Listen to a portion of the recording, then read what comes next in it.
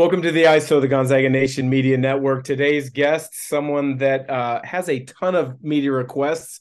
Glad to have him on. We won't be too selfish with his time, as everybody in college basketball media landscape wants him as a guest. None other than what should be the unanimous player of the year in the WCC. I don't want to go there too soon, Drew, but he shared it this year.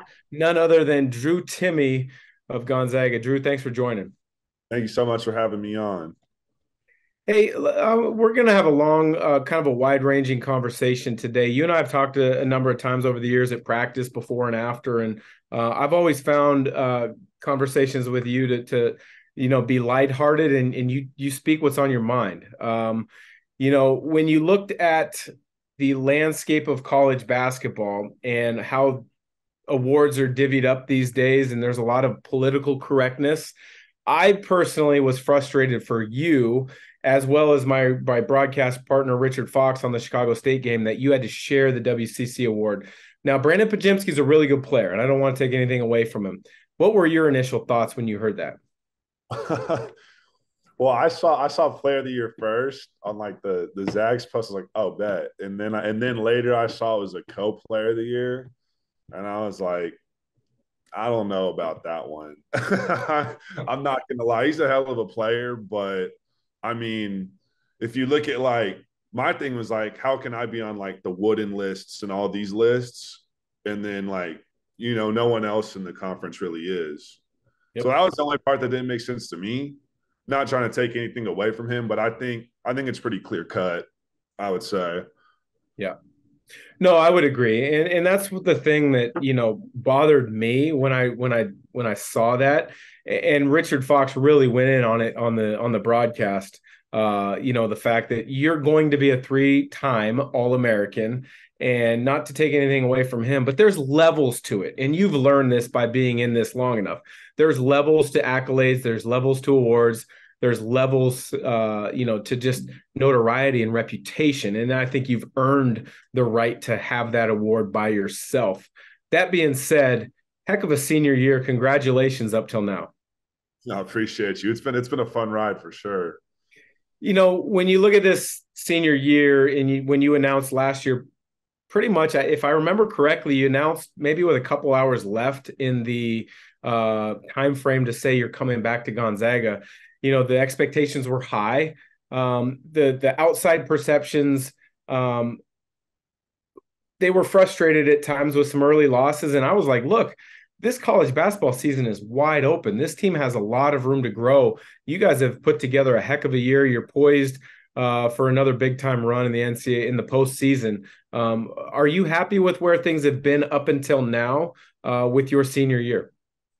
Super happy. The thing I'm most happy about is how well this team fights and handles adversity, because I don't think there's one team that you can say like this team is going to be in the finals except for maybe like Houston. Like if you were just to look at the paper.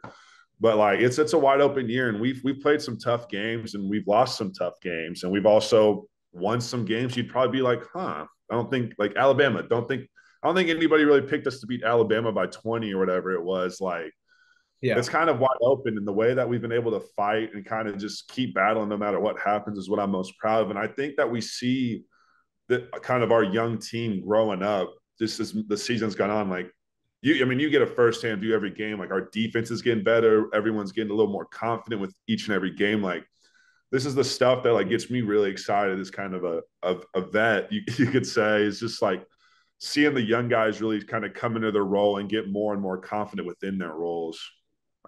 Yeah, I think a lot of guys have made big jumps in their game throughout the course of the year. And, I think Julian Strother's made huge strides over the last 2 months.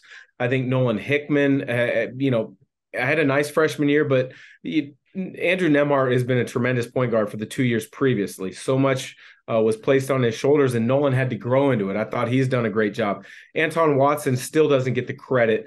Is there one teammate that you look at and say, you know what? He's been the backbone to what we've done throughout this season, and we couldn't be here poised to make a nice run in the postseason without this guy. That'd definitely be Anton. I mean, there's games where he'll have like 15 and 10, and like you don't even really hear anything about it post game. And you're like, how are we not talking about Anton more? Like, why isn't he getting recognized more? And I think just his like in his defense too. I got pissed off the other day because he didn't get defensive player of the year or make first team. I both of those are crazy to me. I don't understand who votes, how the voting works, but that dude guards, bigs. He guards the best player night in and night out. Like without him, I don't know where we'd be right now. Yeah, Richard Fox and I had both had that same comment on the broadcast the other night. I mean, the fact that first off, I think the WCC is messed up in the fact that there's a 10-player first team and then a 5-player second team and then honorable mention. It's almost like they're taking the easy route and just saying, "Hey, let's throw 10 guys on here, 5 maybes, and then a couple. Oh, we forgot about yous." But really, yeah, I mean, it should be first, second, third, and honorable mentions in my estimation. Yeah, no, it seems a little too participation medal-esque nowadays. I would have to Yeah. say. No, the participation medal is a buzzword in youth sports. Obviously, you're not in youth sports anymore. You're, at the college level, knocking on the door of professional level. But let's go to your youth basketball days. Who kind of was the first mentor, the first impact to really kind of guide you in the world of basketball and kind of fuel that love for the game?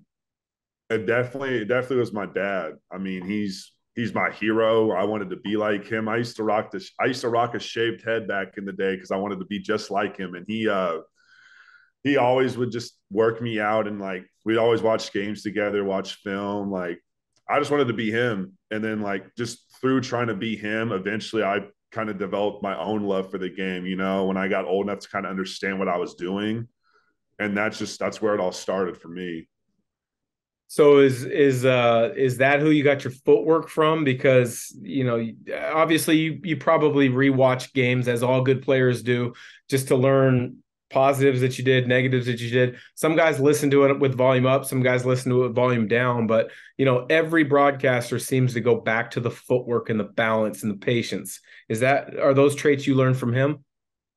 No, definitely. I mean, and part of it was he always made me play against him and people older than me, and I would get my ass kicked so much as when I was younger. And it was one of those things where it's like I have to find other ways to score and like crafty ways to find a way to get to be able to score and impact the game offensively. Because when you're younger, and you really haven't hit like puberty yet, and you're playing against all these like grown men and even older like high school and junior high guys, like shooting a regular layup's not going to work. You're going to have to do something different. And I think that's something at the time I didn't realize how much of an impact that would have on me now, was by like getting your ass kicked and him always beating me until I could finally beat him. Like it made me come up with new ways to score, and I had to get creative. And I think that's a big way. Like I just have that balance and those crafty finishes. Is I was forced young to like learn how to score in different ways. So myself growing up in the Portland area, Vancouver, Washington, there was an athletic club that I had to go test myself at. Every Tuesday and Thursdays was pickup games, and you had to earn your way to get onto the court. Then you had to earn your way onto the middle of the court, and then you had to win to stay on.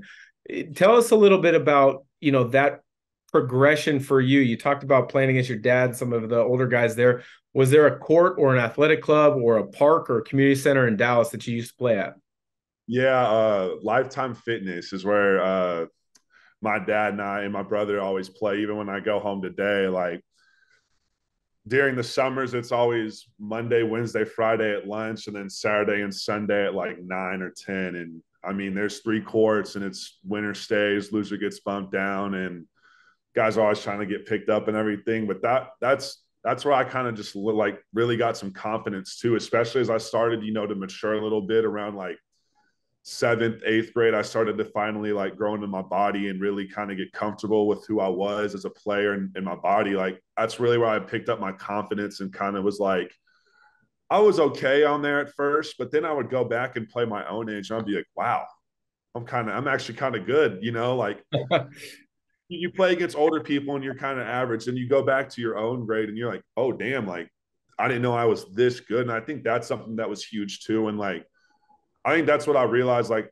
I've appreciated my dad so much, is he never took it easy on me. We never Never got a participation medal from him. Never got a never got any handouts from him. He was always pushing me and beating me and just fueling my competitive fire, pushing me to always get better. And then when I finally high school and junior high rolled around, I started playing against guys my age again. I was like, I did not realize I was this good. It's kind of crazy.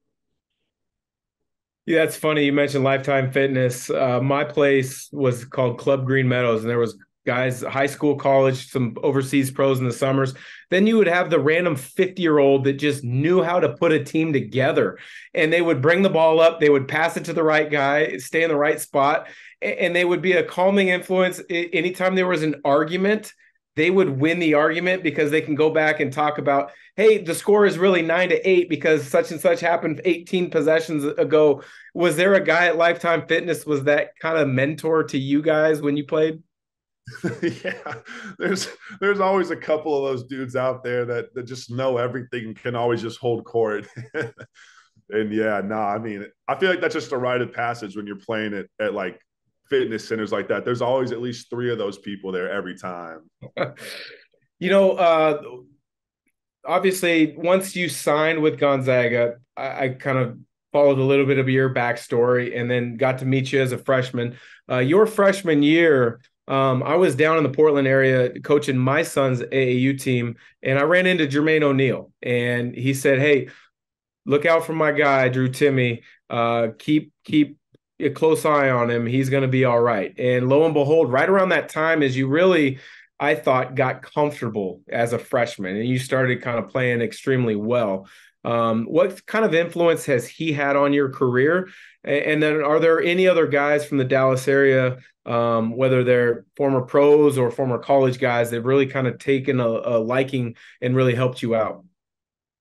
No, he's been a huge impact to me. I was able to play for his AAU team my last year, and he just the stuff that he's been able to teach me just mentally and even just little things, just I can't. He still teaches me today, and every time maybe I'm flustered or I'm not seeing things the right way, or I need to talk to someone. I know I can talk to him, and he'll always call and help me like work out problems, or like if he sees stuff on the court that I'm not seeing, like we can just sit and talk about it. And it's huge to have a guy like that, a guy who has that experience and everything. And then also like he'll put the kicks on every now and then and play with us too. And it's just so cool to like play against Jermaine O'Neal, a guy who's had a great career and everything, and just to get his perspective on things, because he sees things that like regular people and even coaches don't see, just as he has that unique perspective on the game and everything. So it's awesome to have a guy like him. And then I can't even name all the people that have helped me growing up. I mean, one guy that comes to mind is Rod Clark. He's an assistant coach at Tennessee. I mean, we used to have this breakfast club thing with us and a bunch of like all the like best hoopers in Dallas, and he would make us get up at like 8 a.m., 9 a.m., and we'd have to go work out together. And just that was probably one of the most fun summers I ever had as a hooper. I mean, we had guys like Tyrese Maxey, like Caden Archie, like a bunch of guys playing D1 and everything. And it just was like, we're just going to compete every day in the summer and just get better. And that also helped me a lot, and especially because I was like the only big dude. So I was going against all those guards all the time. So it was a lot of fun to kind of work out with like a different group of guys. Yeah. So I know you got a lot of pride for your home state of Texas and the Dallas area. I was the same way coming out of the Portland area. Give me your top 5 Dallas Hoopers in recent memories. I'm sure you could go 30, 40 years back, guys that maybe you didn't see, but give me your top 5 Dallas Hoopers. Oh, man. That's crazy. I would definitely have to put Reese in there. What he's doing is crazy with the Sixers. And then I'm trying to think. Jemias has got to be in there. Ramsey, he's with the Thunder right now. Man, we've had some dogs come to Marcus Sasser at Houston. He's freaking crazy too. Sam Williamson, he was a McDonald's All-American. He's a hell of a hooper. Then we had guys like Emmanuel Mudiay, Cade Cunningham, like Kyler Edwards. Like the list just goes on and on. Like it's hard to think of guys because there's so many. Yeah. No, it sounds that way because it's one of those fun things as your career progresses. You hate to say it, but some guys fall off because maybe they lose the work ethic, they lose the love and the passion for the game. Maybe they don't get the opportunities. Some guys make the most of the opportunities in front of them, but it's always fun to reminisce. When you look at your career up till now, is there one moment in time that you think back and you're like, that was my opportunity. I made the most of it, and that's allowed you to get to where you're at. Yeah, I would definitely say you talked about the Portland game earlier when I kind of got my confidence, but I really think the San Francisco game at their place my freshman year was kind of where I was like, I can play at this level. I belong here. And it was because Anton got hurt, Tilly was hurt. So, and because usually like we had Philip and Tilly, then Ton and I would kind of get our minutes here and there, whenever we could. And it was like, we don't have Tilly or Ton. It's you and Philip, and you better figure it out. And it was one of those things where like you kind of just get thrown in the fire, and it was nice, that leash is a little less tight on you as a freshman, and you're allowed to mess up and you're allowed to work through your problems. And I think that was the moment where I really was like, I can do this thing, and I'm a Gonzaga player, like through and through, like I can do this. And that was the moment where that opportunity came, and I just took it and ran with it, and the rest is history. So, who was the main recruiting coach at the time that was focused on you? Was it B Mike? Was Coach Few in the lead of the recruiting? How did that work? Because I know every staff does things a little bit differently. Yeah, so Coach Gentry actually introduced like kind of Gonzaga and myself when he was at where was he at? Maybe SFA or Oklahoma State, and then he left to Illinois. But he introduced me to Gonzaga. Then B Mike took the lead on that, and you know how B Mike is. I mean, I swear that dude called and texted me every day. He is a relentless mofo. But he's as organized as they come. There's a reason everybody calls him like Brad Stevens Jr. because like he's as dialed in as you can get. I love hearing his post game interviews, whether it's with us or another group, because he like literally dots every I, crosses every T with making sure he answers the question. Yeah, no, I'm not. If I had like a quarter of his focus in organization, I feel like it would make me take another big jump because the level he's at is it's unhuman. Yeah. Well, that's a funny point because I think Brian Michelson, just like Tommy Lloyd, is going to be a great head coach at some point. Tommy, it took him 20 years before there was an opportunity that made sense. And I don't want to put this out there. Uh, it, but he's a good enough coach that I don't think people realize he could be running his own program at this point in time, and that program would be very successful. Share a little bit about just how good of a coach Brian Michelson is. Man, he knows everything. I mean, he's been around the game so long. He's obviously had a bunch of players come through here. But like more importantly, like his scouts are the best.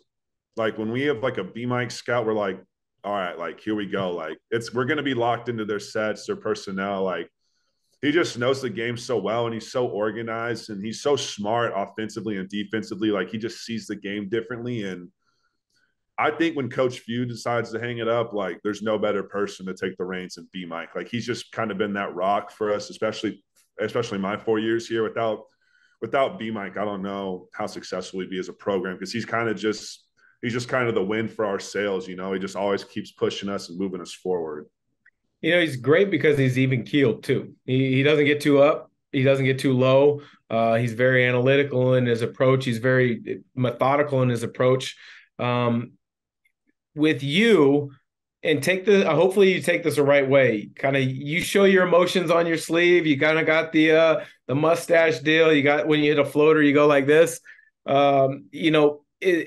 What do you want to get into when you're done playing? Hopefully you got 12, 15 years left of playing at whatever level it is. What does Drew Timme want to do? I definitely see myself kind of doing some broadcasting or podcasting or something.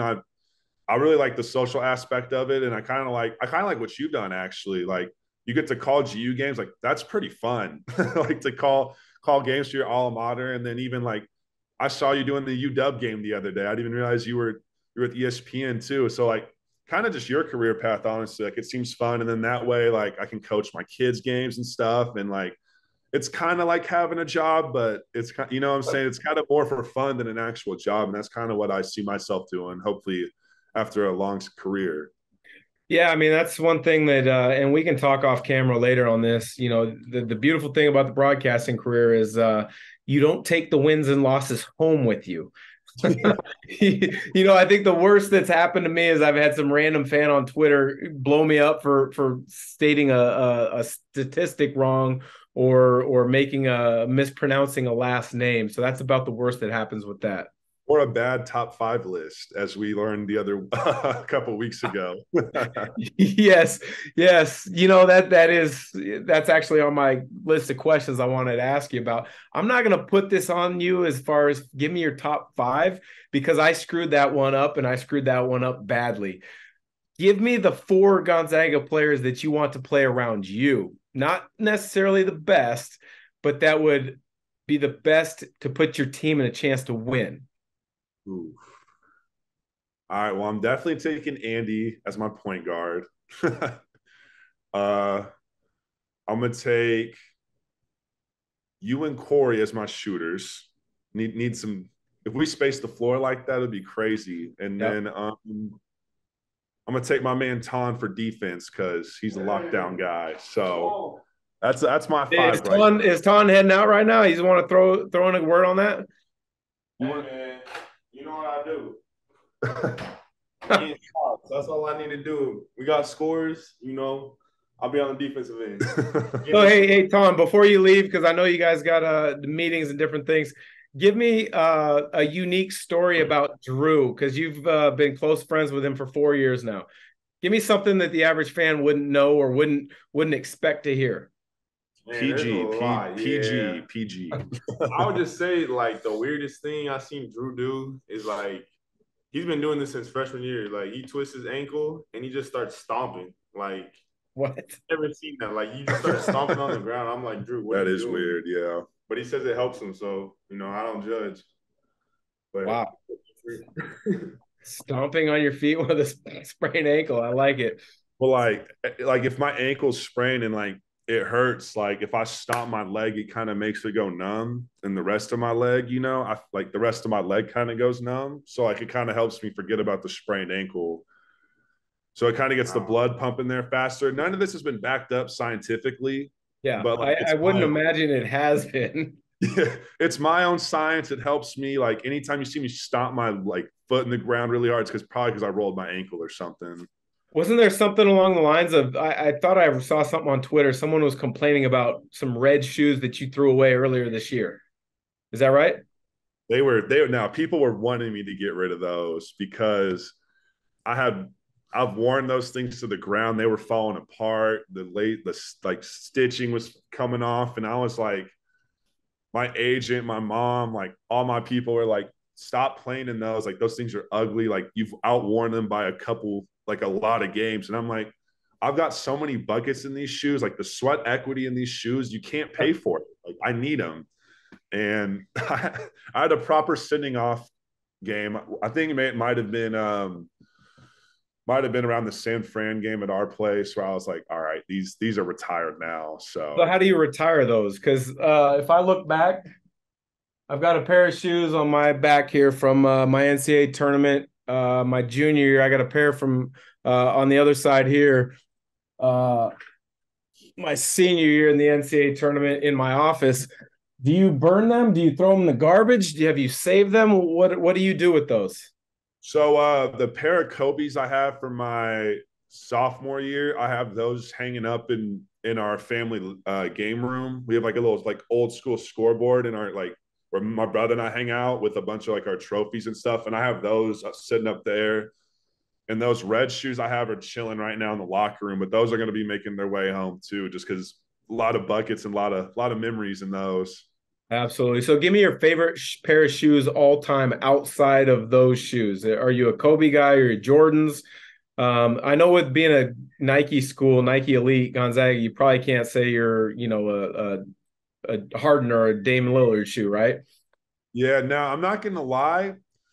The GTs, the new ones, I love those shoes. The old ones, I don't like the new ones, but the ones they made last year, I'm always trying to get pairs of those because those are my favorite shoes to hoop. And I got two black ones that I rotate now, so I don't wear them out as much. And then I have a white pair as well. And then the red pair, that one that retired, I'm just always trying to get new ones of those. Well, I'm sure you would have struggled back in the day at Gonzaga because I will tell you this: my redshirt year, you probably won't believe this. My redshirt year, I was not in the team photo because we didn't have an extra jersey as a red transfer. We didn't have an extra jersey. That's how far Gonzaga has come with gear. We didn't have we had to have hand-me-down sweats, right? So my redshirt year, I got a pair of sweats to wear to class, and the number on the tag was blotted out with a Sharpie 3 or 4 times previously. So they were like 4 or 5 years old. So different dudes worn those for a couple of years before I got them. That's crazy. Yeah, that's insane. I don't know if I'm putting those on because those probably had some mileage on them. Oh yeah, they definitely had mileage on them. That's for sure. Hey, when you look back at the course of Gonzaga, your career, and obviously, you got to be thrilled with how it's gone. Would your career individually have worked out the way it has if you went to another school? Honestly, I don't know.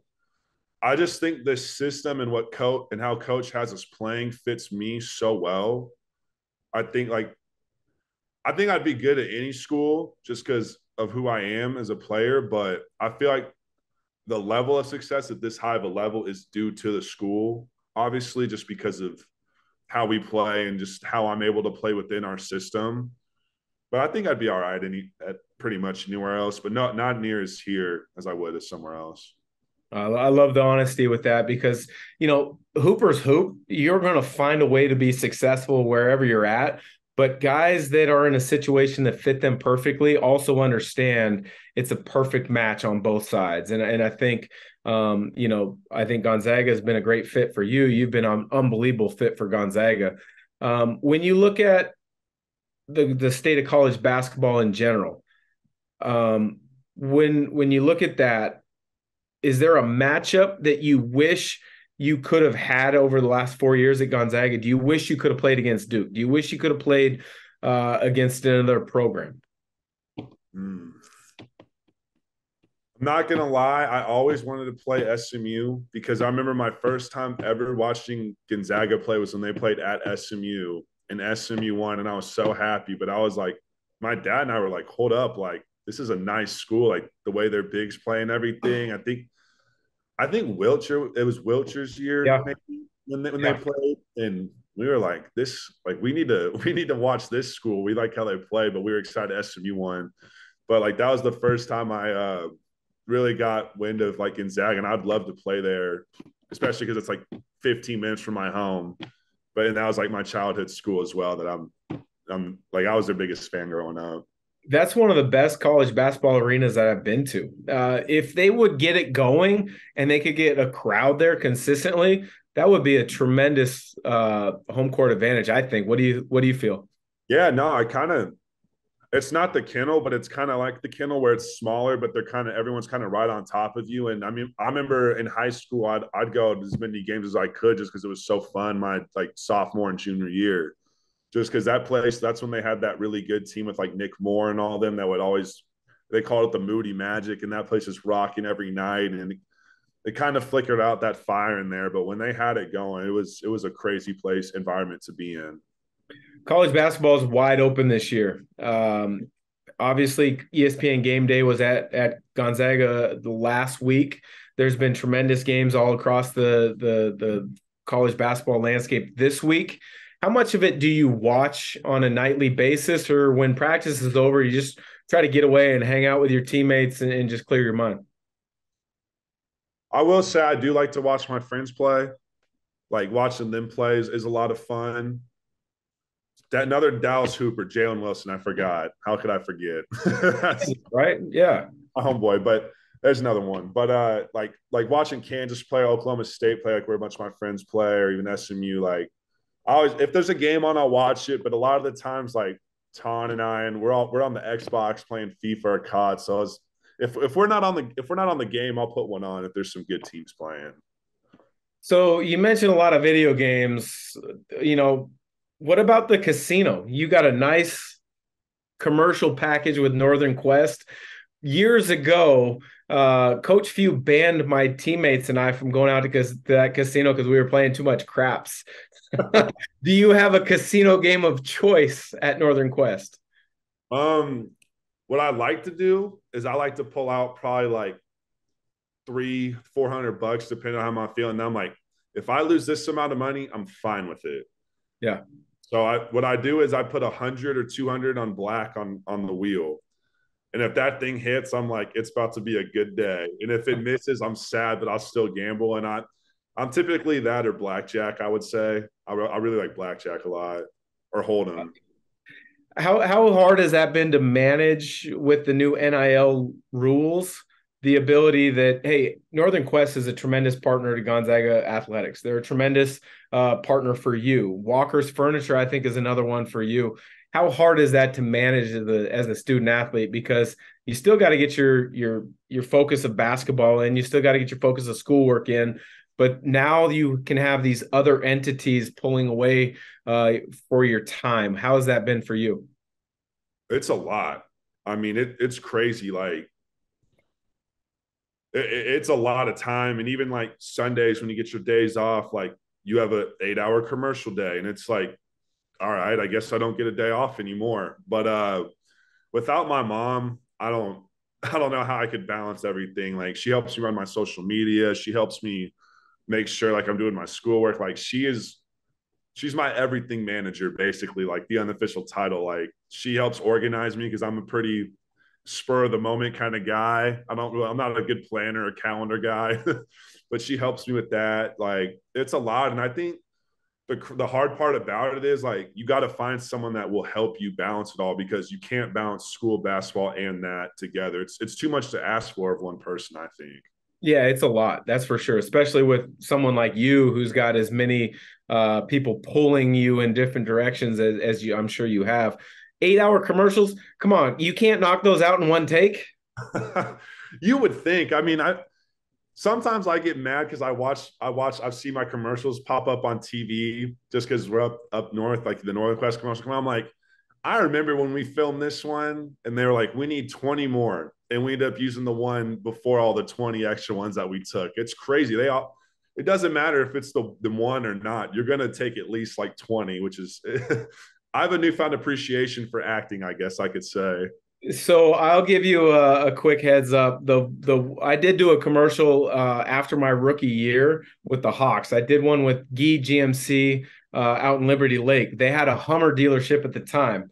Let's get you hooked up with Guy for a Hummer or a GMC or something the last couple months of the year. But I had a Hummer commercial. They loaned me a yellow Hummer H2 for a couple of years, and I did a commercial. And I swear to God, I was the same way with you. It took like 3 hours, no good takes. And to this day, my wife still makes fun of me because it was like the worst commercial I've ever been a part of. Like I had no personality. I had no, like the camera lights came on and I just like shut down. It was like monotone. I'm going to need to see that commercial. You have to send me that footage. Yeah, maybe Ryan Gee or somebody at George Gee GMC can dig that up. But it was fun, but it wasn't a very good commercial. I would imagine they took trade-ins in after that instead of selling cars. It was that bad. Hey, at least you got your car for a couple of years though, so that's a steal. That is true. Hey, Drew, I know you got to go, so just a couple more minutes here. You announced through The Athletic with Seth Davis that you weren't coming back. And I thought that was a tremendous move on your part because the speculation is only going to grow over this next couple of weeks, and the pressure is going to mount. The questions are going to come in. Just get ahead of it. What were the thought processes for you to go through that? Because I'm sure there was part of you, and I don't want to speak for you, but I'm sure there was parts of you that said, hey, I can come back. And there were parts that, hey, I want to go, because you've got great opportunities professionally Hopefully they're at the NBA level. If not, you're going to play high level basketball professionally somewhere. But you also probably had that tug that's like, hey, with NIL, with Gonzaga, this could be great to come back. Where was your mind at with that and how you made that decision? Yeah, no, I mean, a lot of people last year thought it was set in stone that I was coming back, and people kind of thought I was dragging that decision out for like the hype or whatever. But that decision was so hard for me to come back. I really was like, I think I can go, and that's why it took so long, because I had to work out like 2 days before, or no, I came back from a workout with the Warriors the day of the deadline, Yeah. I had a lot to unpack, and it was a tough decision. But I mean, obviously NIL helped a lot. And then, this year, like we had senior night after the St. Mary's game, and everyone kept coming up to me like with a couple like a month ago, like, what are you doing? Are you coming back? And I'm like, nah, I'm not. I was just telling everyone I'm not coming back when they asked, like, people on the street and stuff. And after that game, I got asked that question, and I was like, why not just say it now? Like, I'm not coming back. It was just kind of this like sideshow that was getting bigger and bigger. And I was like, I just want to stop this before it's this big snowball effect where everyone's more worried about me rather than like our team, and I wanted to have a real senior night. I wanted to be one of those things where people are like, this is really it. Like, this is the last time in the kennel. I wanted to really appreciate that moment and not have people coming up to me after like, can't wait to see you next year. Like, I wanted that moment to be special for me and my family, and for GU, just because of all the time that we've had together and all the good and the bad and everything. I just thought it was the perfect way to kind of end my senior night. And then also, obviously NIL is a factor, and like this place has a factor, but I'm kind of at a point in my career where I feel like it's time for me to just change the scenery up. I feel like I've done, obviously with bearing more stuff, more games and everything, but I feel like I've done everything I can do here. I kind of feel like I can't really do much more, obviously, than win a national championship. Like, who knows if that'll happen or not, hopefully this year. But I'm just kind of at that point where it's like, do I really gain that much from coming back? Just because the pressure is only going to be higher. The stakes are going to be higher. The perception is only going to be that much higher. And I feel like I play at a pretty high level already. I don't know how much more I can really grow, So I was kind of like, I just think it's time. I think it's the perfect time. I think I've got all I can out of GU. I think I've given GU all I can give as well. And I think it's just kind of one of those things where it's like the perfect ending for both of us. No, I agree. I think as a former player, I can say thank you because I think you've given it your 100% effort. You've been a true Zag, and I think Gonzaga has given 100% of itself to you to maximize your talents and your opportunities. I wish you nothing but the best as you chase your own professional goals and aspirations. But leave with this. There is one thing left for this Gonzaga program. We've had All-Americans, we've had Final Fours, we've had title games. If you were able to, and I know a lot of national prognosticators are saying it's not going to happen this year, but we've all seen teams go on magical runs. If you could leave Gonzaga with a national title, how special would that be for you? I don't know if I could describe that. I mean, obviously we'd always say like, oh, there's no pressure. Like, we're just going to go out there and hoop. But like, it's a lot of pressure. And I mean, I think you feel it as you're just being in Spokane. There's that kind of buzz. Like, is this the year? Is this the year? It's always there. It doesn't matter like what's going on. Like, there's always that buzz and always that kind of pressure. And I think to be able to give that to, just the city, the program, and just even the former players, like it'd be I can't even really talk because I'd start cussing and getting all excited, but like it'd be freaking sweet. And it's something that definitely would just be the cherry on top. And I think what it would mean more for Coach too, because he's done everything. I mean, He's a Hall of Famer. He's a Hall of Famer. No question. Like from what he brought this program up from to now, I mean, like, he's just so decorated. It's like in the USA basketball, like who would have thought taking the Gonzaga job in 2000 would lead him to here with all the success and the Sweet 16s and everything. Like, I think it would make me the happiest just to put that smile on his face and, like be that team that got it done for him, but It would be cool. Yeah. Well, Drew, I know this is a busy time of year for you. I appreciate you carving out some time for me because I know you get swamped with media requests. It's been a joy to watch you the last 4 years. It's been nice to get to know you a little bit when I've been at practice. It's been, something that as a former Zag, you will feel this at some point when you talk to other former Zags that are currently playing at that point in time. There's an amount of pride that we have with the program, and I absolutely pull for you. I respect everything you've done, and I wish you nothing but the best in the future. So thanks for joining.